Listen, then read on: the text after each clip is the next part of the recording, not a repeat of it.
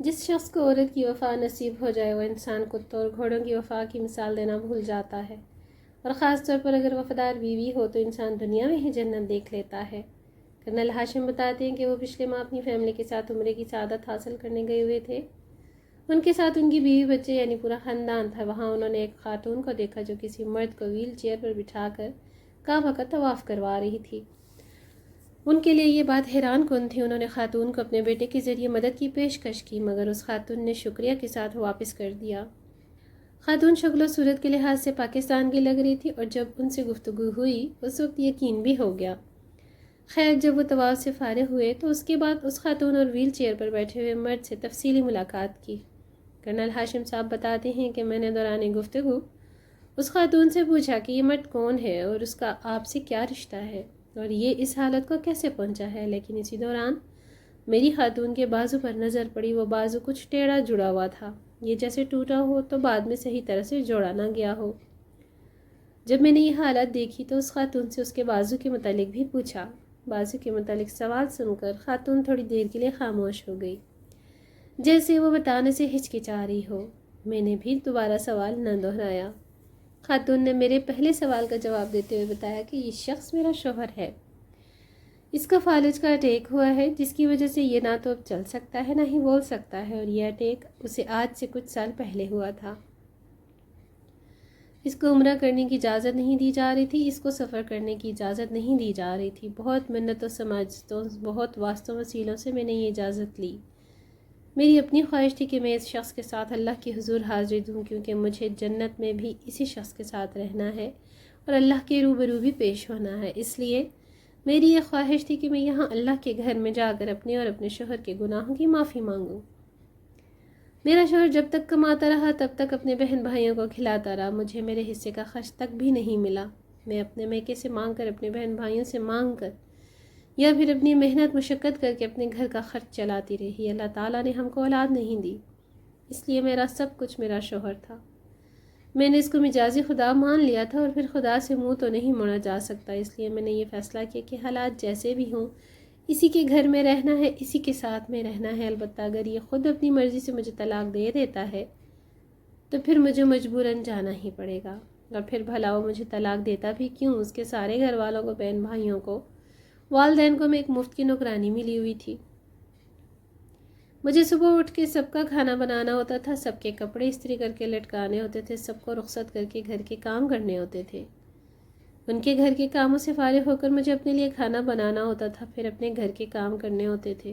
جب میں یہ سب کر لیتی تھی تو اس کے بعد مجھے ایک دو اور گھروں کے کام کرنے ہوتے تھے جن سے میں مزدوری لیتی تھی، یعنی ان کے گھر کی ملازمہ بنی ہوئی تھی۔ اس کے باوجود میرا شوہر مجھ سے کبھی خوش نہیں رہا، مجھے مارتا پیٹتا، تشدد کرتا، گالم گلوچ کرتا، اذیتیں دیتا، یہاں تک کہ مجھے سردیوں کے یخ بستہ راتوں میں باہر کھڑا کر دیتا، گرمیوں میں مجھے تپتی دوپہروں کو چھت پہ کھڑا ہونے کا حکم سنا دیتا، اور میں اس کا ہر حکم مان لیتی۔ میرے پاس اس کے حکم کو ماننے کے سوا کوئی چارہ نہیں تھا۔ اگر اس کی بات نہ مانتی تو بھی یہ مارتا تھا، لیکن میں مار کے ڈر سے ہٹ کر اپنے شوہر کے احترام میں بھی اس کی بات مان لیا کرتی تھی۔ لیکن میرے سارے صبر کا صلہ مجھے نفرت ہی میں ملا، یہاں تک کہ ایک بار میری ایک نند نے مجھ پر جادو کا الزام لگا دیا کہ میں نے اس پر جادو کروایا ہے، جس کی وجہ سے اس کا بیٹا فوت ہو گیا۔ اس دن میرے شوہر نے مجھے مارا، اتنا مارا کہ میرا یہ بازو ٹوٹ گیا۔ میرا بازو ٹوٹ جانے کے بعد میرا علاج بھی نہیں کروایا گیا، یہ میری ہڈی خود بخود جڑ گئی۔ جہاں جڑی ہوئی ہے میں نے اپنے طور پر اس کو سیدھا کیا، اپنے گھر والوں کو بھی نہیں بتایا۔ میرے گھر والوں کو میرے گھر آنے کی اجازت نہیں تھی، اس لیے ان کو میرے حالات کی خبر نہ ہوئی۔ کبھی مجھے اجازت ملتی تو میں خود ان سے جا کر مل آتی، اور اس بات میں کم از کم 6 مہینے سے سال تک کا وقفہ آ جاتا تھا۔ خیر، اللہ تعالیٰ نے مجھے آزمائش سے نکال دیا۔ میرا وہ سارا مشکل وقت گزر گیا، یہاں تک کہ میرے شوہر کو ایک بار فالج کا اٹیک ہوا، اس کا سارا جسم تقریباً مفلوج ہو گیا، یہ چلنے پھرنے سے قاصر ہو گیا، بستر پر لگ گیا تو اس کے والدین اور بہن بھائیوں نے اس سے منہ موڑ لیا۔ اب وہ دنیا کے دکھاوے کے لیے ہمارے گھر تو آتی ہیں، اس کی خبر گیری تو کرتے ہیں، لیکن نہ تو کبھی ہماری کوئی مالی مدد کی، نہ ہی کبھی اس کا علاج معالجے کی کوشش کی۔ اب یہ سب کچھ مجھے ہی کرنا ہوتا تھا، یہاں تک کہ اپنے شوہر کی صفائی تک میں کرتی ہوں۔ میرے لیے اس کو اٹھا کر بٹھانا، نہلانا دھلانا بہت مشکل ہوتا تھا، لیکن اس کے باوجود اس کے بہن بھائیوں سے کوئی بھی میرے پاس مدد کے لیے نہیں آتا تھا۔ اللہ تعالیٰ کی مدد سے وہ سب کچھ میں خود ہی کرتی تھی اور کر رہی ہوں۔ اب چونکہ میرا شوہر فقط میرے سہارے پر تھا اور میرے پاس بھی یہ بہترین موقع تھا کہ اس کی خدمت کے وسیلے سے میں اللہ تعالیٰ کی رضا کو حاصل کر لوں اور اپنے دونوں جہاں سنوار لوں، اور میں نے اس کے وسیلے سے اللہ تعالیٰ کے لیے منظور عزیز بننے کا فیصلہ کر لیا۔ میں اپنے شوہر کی خدمت کرتی، جتنا ہو سکا اس کا علاج معالجہ کرایا۔ میں صبح اس کا کھانا وغیرہ بنا کر لوگوں کے گھروں میں کام کرنے چلی جاتی، پھر دوپہر کے وقت گھر واپس آتی، آ کر اپنے شوہر کے کپڑے بدلواتی، اس کو کھانا دیتی، دوا وغیرہ دیتی۔ جب یہ دوپہر کا کھانا کھا کر اور دوا لے کر سو جاتا تو میں ایک بار پھر لوگوں کے گھروں میں کام کرنے چلی جاتی۔ اس کے بعد میں 5 بجے کے قریب آتی، آ کر اپنے شوہر کو کمرے سے باہر نکال کر صحن میں لٹاتی، اس کو تھوڑا دباتی، اس کی خدمت کرتی ہوں۔ پھر کھانے کا ٹائم ہو جاتا تھا، کھانا بنا کر کھلانے کے بعد اس کو دوا کھلاتی۔ پھر رات کو اس کی خدمت مدارت کے بعد جب یہ سو جاتا ہے تو میں بھی سو جاتی ہوں۔ میری ایک شدید خواہش تھی کہ اللہ تعالیٰ مجھے موقع دے میں اپنے شوہر کے ساتھ عمرہ یا حج کروں۔ اس کام کے لیے میں تھوڑے تھوڑے پیسے کر کے بچاتی اور ساتھ اللہ تعالیٰ سے دعا کرتی رہتی تھی۔ جب میں نے مطلوبہ رقم جمع کر لی تو اس کے بعد مجھے پتہ چلا کہ میرا شوہر بیماری کی وجہ سے سفر ہی نہیں کر سکتا، اس کو عمرے پہ جانا ممکن نہیں ہے۔ پھر جس ایجنٹ کے ذریعے میں نے عمرے کے لیے جانا تھا، اس ایجنٹ نے ایک اور لڑکے کا انتظام کیا جو کہ اپنی فیملی کے ساتھ عمرہ کرنے جا رہا تھا۔ اس لڑکے کو ہمارا خادم ظاہر کیا گیا، یوں ہمیں وہ ویزا ملا اور ہم لوگ عمرے پر آ گئے۔ یہاں آ کر میرا شوہر ہر وقت آنسو ہی بہاتا رہتا ہے، شاید اس کو اپنے کیے پر ندامت ہوتی ہے۔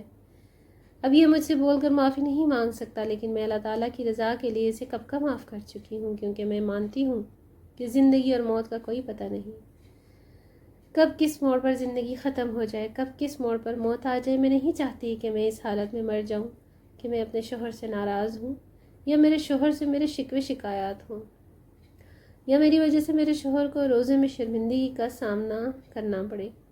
خاتون نے اپنی بات کا اختتام کیا اور ہمارے لیے چائے بنانے چلی گئی۔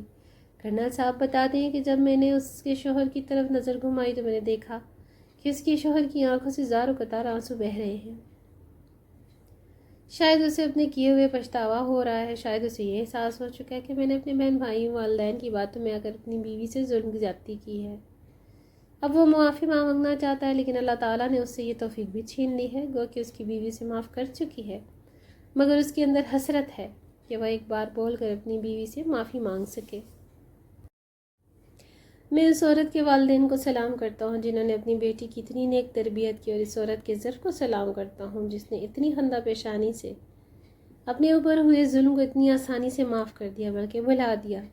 اس جوڑے کی وجہ سے مجھے اور میری بیوی کو اپنے بچوں کی پرورش کرنے کا ایک نیا طریقہ ملا، اور ہمیں یہ احساس ہوا کہ زندگی میں سکون اور خوشیاں کیسے لائی جا سکتی ہیں۔ خیر، ہم لوگوں نے عمرہ ادا کیا اور واپس آ گئے۔